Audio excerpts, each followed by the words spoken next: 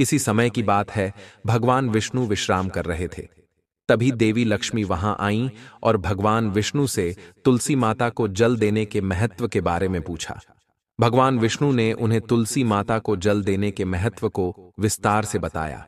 तब देवी लक्ष्मी ने कहा, हे स्वामी, आपने मुझे तुलसी माता के महत्व के बारे में बताया, लेकिन अब मैं यह जानना चाहती हूं कि तुलसी माता को जल कैसे देना चाहिए। उनकी सेवा की सबसे श्रेष्ठ विधि क्या है और जल देते समय कौन सा मंत्र बोलना चाहिए। भगवान विष्णु ने उत्तर दिया, प्रिय देवी, जैसा कि मैंने तुम्हें तुलसी माता के महत्व के बारे में बताया, उसी प्रकार तुलसी माता को जल देते समय बोला जाने वाला मंत्र भी बहुत महत्वपूर्ण है। यह मंत्र 3 शब्दों का है, लेकिन इसका प्रभाव अत्यंत शुभ और कल्याणकारी है। जो भी रोज तुलसी माता को जल देते समय इन 3 शब्दों का उच्चारण करेगा, उसके घर में मां लक्ष्मी का वास होगा, उसकी दरिद्रता समाप्त हो जाएगी और उसे अपार धन धान्य की प्राप्ति होगी। मंत्र के महत्व को बताते हुए भगवान विष्णु ने कहा, इस मंत्र का महत्व सुनने से ही मनुष्य के सभी पाप नष्ट हो जाते हैं। उसे हजारों वर्षों तक तुलसी माता को जल देने के पुण्य का फल मिलता है।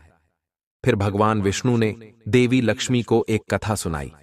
उन्होंने कहा, दक्षिण दिशा में यमनगरी नामक एक नगर था, जहां रमेश नामक एक ब्राह्मण रहता था। वह अत्यंत पापी और गलत कामों में लिप्त व्यक्ति था।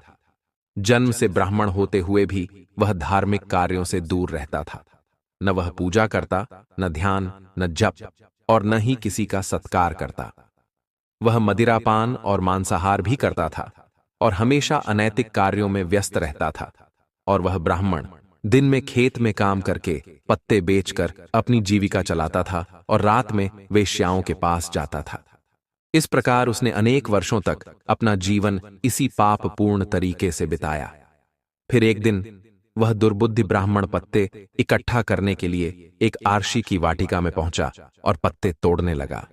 तभी एक काले सर्प ने, जो काल के रूप में वहां उपस्थित था, उसे काट लिया। उसी समय उसकी मृत्यु हो गई। उसकी मृत्यु के तुरंत बाद यमराज के दूत वहां प्रकट हुए और उसकी आत्मा को लेने के लिए आए। वे उसे यमलोक ले जाने लगे। मार्ग में वह ब्राह्मण यमदूतों के सामने रोने और विलाप करने लगा। उसने कहा, हे दूतों, मुझे कहां ले जा रहे हो?